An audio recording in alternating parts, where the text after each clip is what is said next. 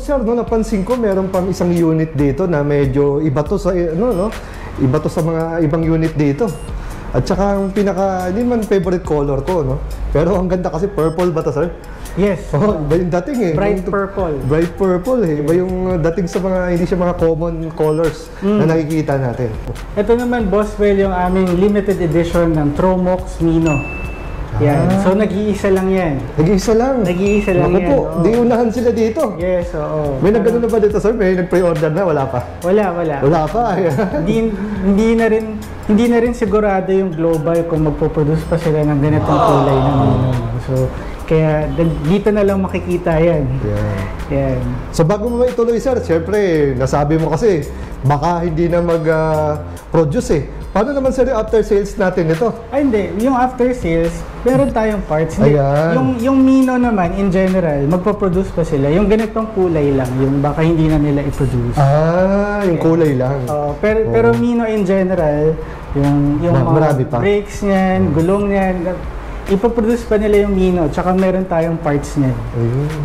Ang ganda, sir, no? Ang ganda nung ano eh. Parang, alam ko, siguro, dahil bihira lang din ako makikita ng purple na ano eh. Purple na e-bike na by default, na purple ang kulay. Meron iba, nagpapa-purple, nagpapa-special color. Pero ito, by default, ito yung kulay niya, kaya very striking. Yes, so yan yung isa sa mga pinaka-popular na models namin ng Tromox. No? Kasi ito yung isa sa mga pinakauna nilang nilabas na model. No? Yan, so hot seller din siya. Yan. Tsaka normally ginagamit siya for recreational use.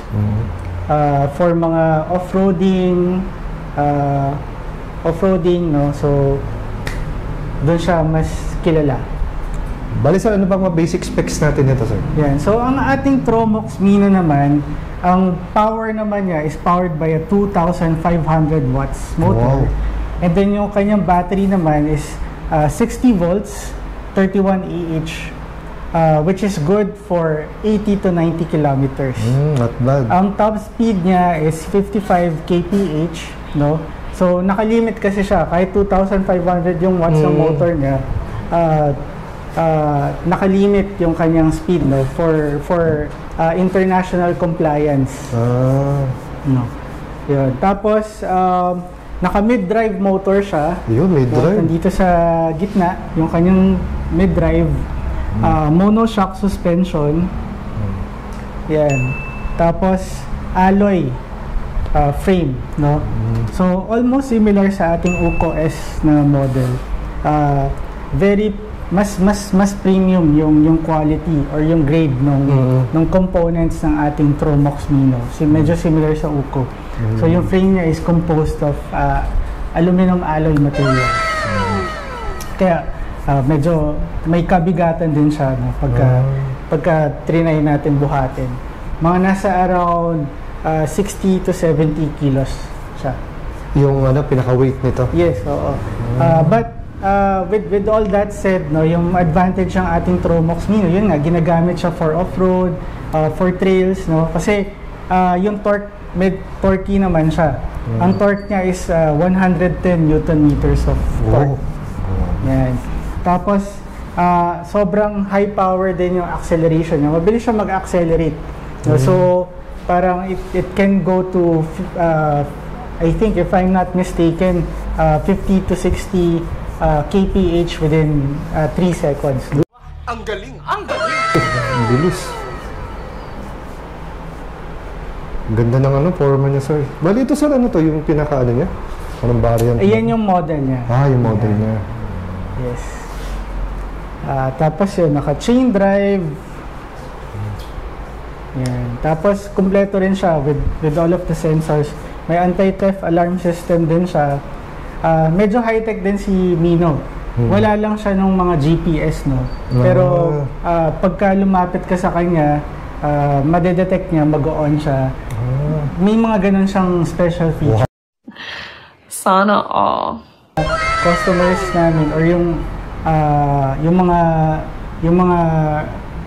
audience na nakakaalam, alam na yung mga ganung features ng Tromox Mino. Bali ito, sir, itong Tromox Mino, mas kinukumpira ba siya sa UCO kaysa sa PESCO? Hindi. May sarili siyang may sarili siyang iba yung Iba yung level iba naman yung niya. level niya. Iba naman yung level niya. Parang ika nga sir, ito yung nasa gitna. Nasa gitna. Yes, nasa gitna siya. Tapos yun nga, medyo karamihan ng kumukuha ng Mino is ginagamit for recreational purpose. May mga customer din kami na ginagamit siya for daily, no? Pero usually for kung mga off-road, yan, dun siya ginagamit. Si Uko naman kasi more on more on daily sports bike siya, no? So ginagamit siya for daily use. Yeah. Tapos ito, yung Mino rin pala natin medyo mas mababa siya ng konti, no? Yung height niya? Yung height niya. Kasi 10-inch yung kanyang tires, no? So yun yung parang kanyang differentiator. So, yun nga, yung mga nangangarera, di ba? Minsan gusto medyo lowered yung dating ng e-bike, no? So, yan. Yun yung ni Mino. It's for its suspension, no? Naka-inverted suspension nga rin pala siya. So, napakaganda ng play ng kanyang suspension. So, very comfy ride. Tapos, naka-combi brakes na rin siya for additional safety. Paano naman sir, regarding naman sa warranty?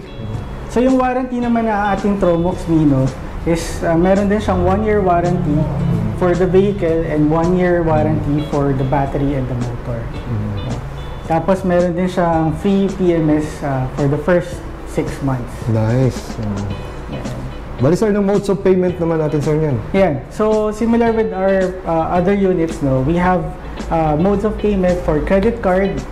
We have installment for BDO credit card. We also have a buy now, pay next year promo for BDO credit card.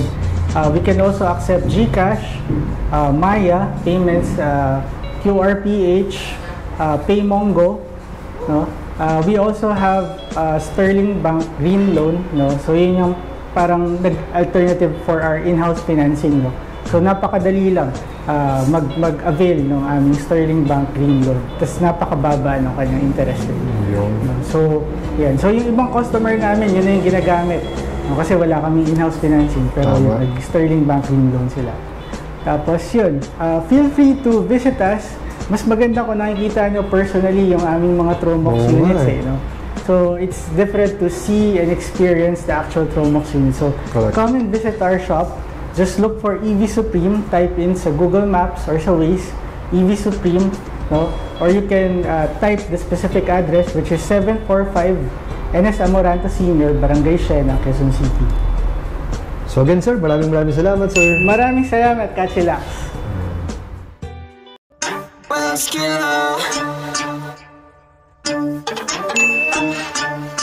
Chillax.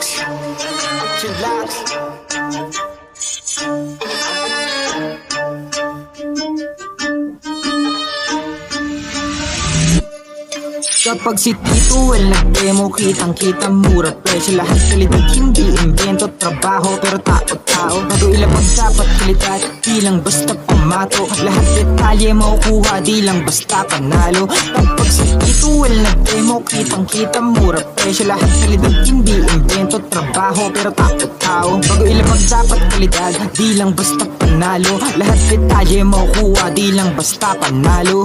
Iniikot kahit malayo, basta matibay pandayo. Kung maghahanap ng mura, dapat iyong malabo. Kaya tumagal kahit na mura, kaya dapat pandayo. Di masasayang oras, pagod kahit abutin ng malayo. Kapag si Tito Well nag-demo, kitang-kita mura presyo. Lahat kalidad, hindi invento, trabaho pero tao-tao. Bago ilapag dapat kalidad, di lang basta pamato. Lahat detalye makukuha, hindi lang basta